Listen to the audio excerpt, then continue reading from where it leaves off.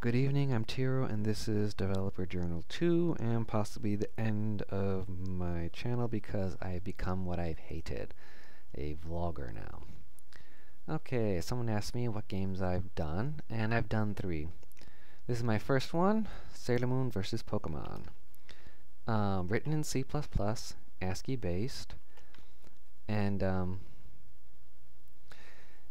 yeah, and it has little animations and stuff. I'm just gonna demonstrate them.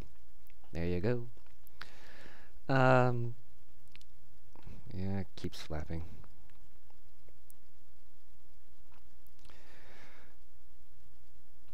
Alrighty, that's enough for Sailor Moon. Next, Chibi Moon.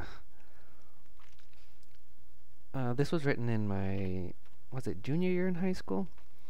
I was learning C++, and at the point we did recursion, so I said, you know, I want to try something.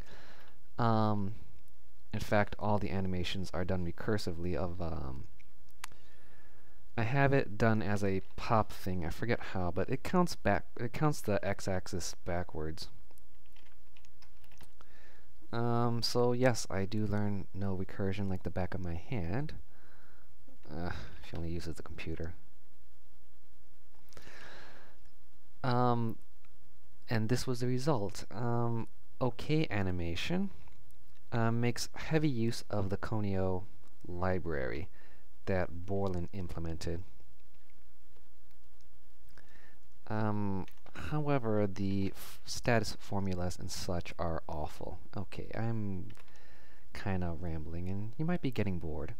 But I really don't care because I want to show off the animations, and I know everyone's going to be like, oh, please show me, so I might as well. That took a while to figure out for a formula. So basically, I can pull off a RPG engine. The tricky part is going to be the graphics, and that's going to depend on the system and the libraries, and the problem is I can't think of stuff contemporaneously.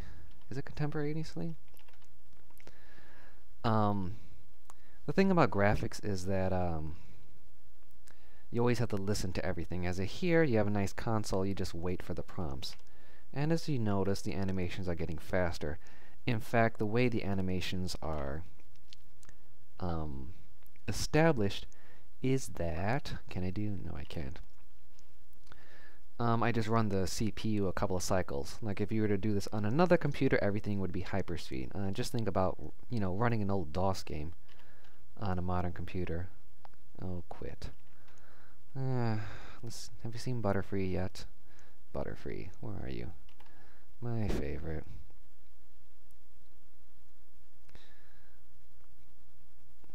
Yes, the only way you could buy... Like I said, the stats and the formula are horrible, so unless you have a intricate knowledge of the system, you it's a broken game. It's just awful. Oh wait, I could have side beamed her. Yes, the trick to this game is you just poison a person and let it do its job. How's side beam? Yeah. Crummy.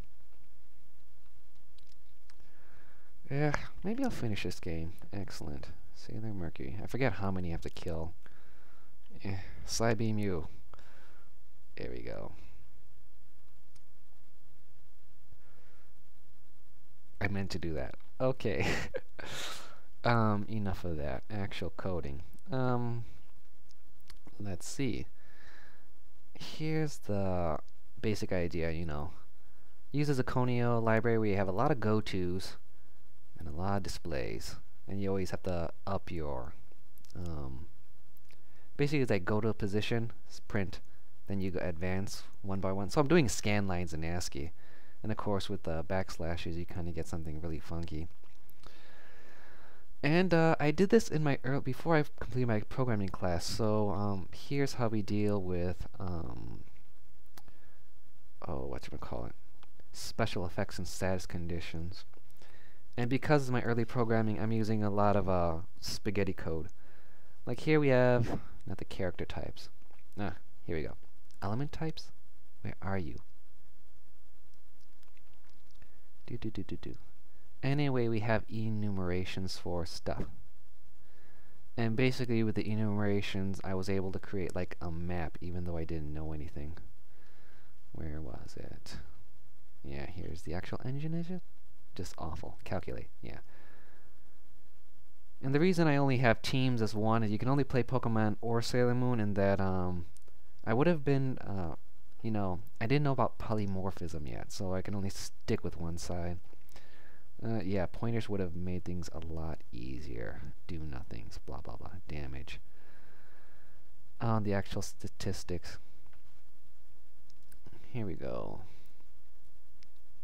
Yeah, here we go. Here's the map. Attacker condition. Attacker HP.